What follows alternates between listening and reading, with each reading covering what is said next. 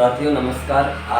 आज के इस महत्वपूर्ण वीडियो में आपको जो टॉपिक पढ़ने को मिलेगा वो एक इतना शानदार टॉपिक है कि इससे एक प्रश्न निश्चित आता ही रहता है, छोटे से लेकर बड़े परीक्षा, चाहे आप यूपीएससी या यूपीपीएससी, आईएएस, पीसीएस, किसी भी एग्जाम में आपको ऐसा मिलेगा। दरअसल प्राचीन इतिहास का एक छोटा सा टॉपिक है।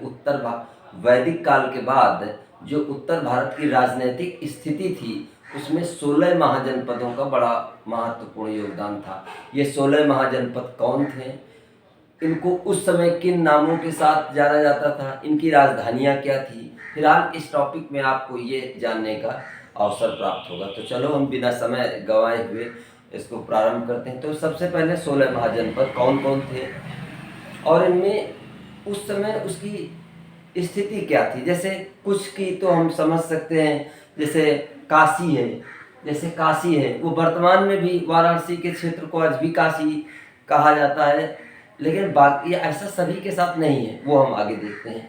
देखिए काशी का वर्तमान क्या है, वाराणसी, और इसकी राजधानी भी वाराणसी है। ठीक है। कौशल, ये देखिए कौशल की राजधानी श्रावस्ती है। आपको राजधानियां बिल्कुल तोते की तरह रखना होगा, इसमें कोई समझने वाला मैटर नहीं है।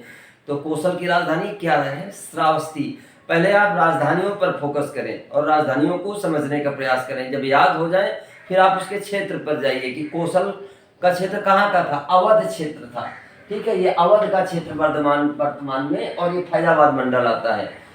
तीसरा है अंग। अब देखिए, जब आप अंग पढ़िए तो निश्चित रूप से मगध को पढ़िए, क्योंकि अंग उत्तरी बिहार था, अंग की राजधानी चंपा थी। अंग उत्तरी बिहार था और मगध दक्षिणी बिहार था। तो देखिए, उत्तरी बिहार में भागलपुर, मुंगेर के जिले आते थे, और जहां अब बात आती है मगध की, तो मगध में ये देखिए दक्षिण बिहार है, लेकिन ये वर्तमान पटना और गया का क्षेत्र है। तो इसमें मगध की राजधानी क्या है, राजगृह या गिरि ब्रज। ठीक है। अब मल्ल आते हैं। देखिए, मल्ल का क्षेत्र कहाँ है, ये पूर्वी उत्तर प्रदेश यानी देवरिया जिले का क्षेत्र है। पूर्वी उत्तर प्रदेश में देवरिया का जिला है, वो आपका मल्ल है। मल्लों की राजधानी क्या थी, पावा थी। इसके बाद आता है छठवां, चेदी।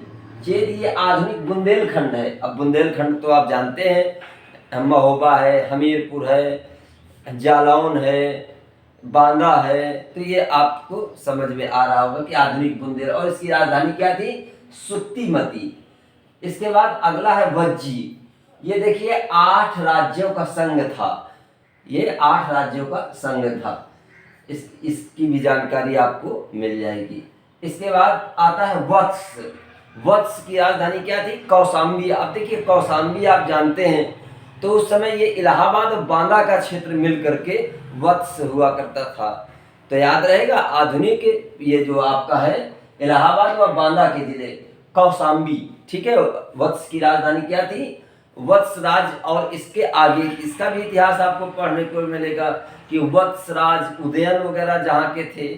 ठीक है। आगे कुरु। अब देखिए कुरु की राजधानी क्या थी, इंद्रप्रस्थ। इसके 3 कौन कौन से थे, ये मेरठ, दिल्ली और थानेश्वर। कुरु की राजधानी क्या थी, इंद्रप्रस्थ, और इसमें कौन कौन से थे, मेरठ, दिल्ली और थानेश्वर। इसके बाद आता है पांचाल जो है, आप देखिए आधुनिक रोहेलखंड के बरेली, बदायूं और ये फर्रुखाबाद जिले आते हैं। इसकी राजधानी कामपिल्ल है। इसके बाद आता है 11 नंबर मत्स्य। ये जयपुर क्षेत्र था, यानी आधुनिक अलवर और भरतपुर। देखो इसका ये छूट गया है। मत्स्य की राजधानी विराटनगर थी। मत्स्य की राजधानी क्या थी, विराटनगर।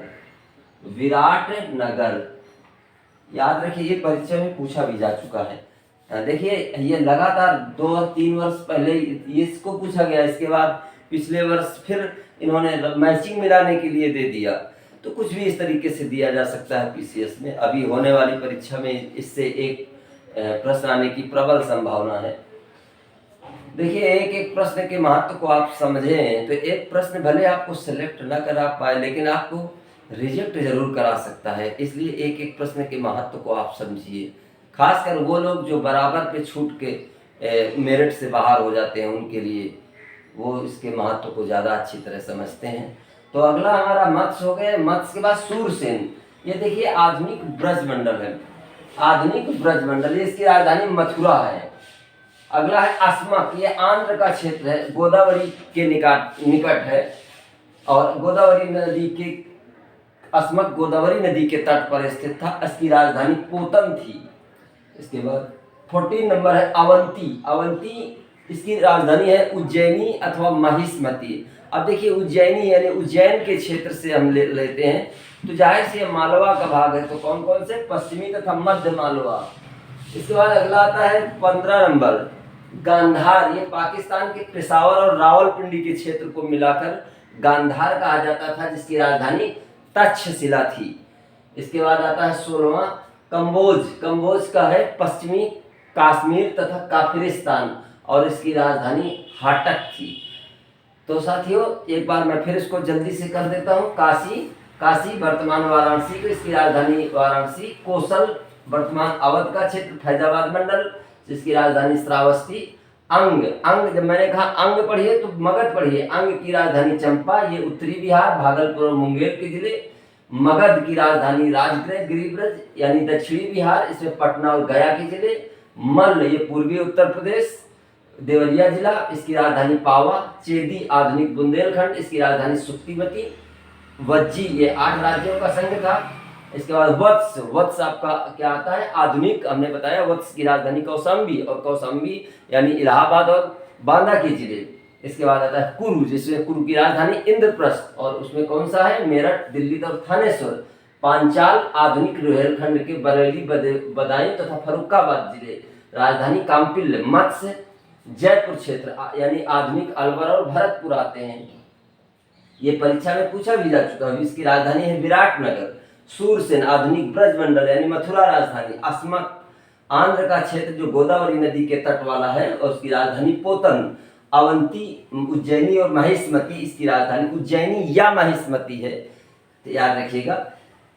पश्चिमी तथा मध्य मालवा का क्षेत्र है। गांधार पाकिस्तान के पेशावर और रावलपिंडी राजधानी तक्षशिला। और कंबोज इसकी जो क्षेत्र है पश्चिमी कश्मीर तथा काफिरिस्तान और इसकी राजधानी हाटक। तो साथियों यदि ये आपका समझ में आए और आपको लगता हो कि ये किसी काम का हो, और आमतौर पे एक बात मैं बताना चाहता हूँ कि ये वो लोग जो परीक्षा देते हैं उन्हें पता है ये कितना महत्वपूर्ण टॉपिक है, क्योंकि जिसे पता ही नहीं है कि ये टॉपिक कितना महत्वपूर्ण है तो वो तो इसे ऐसे ही इग्नोर कर देता है, लेकिन उसे जो परीक्षा देते हैं उनको मालूम है कि ये कितना महत्वपूर्ण है। यदि इससे प्रश्न आ गया तो ये आपको कितनी ऊंचाई तक ले जा सकता है।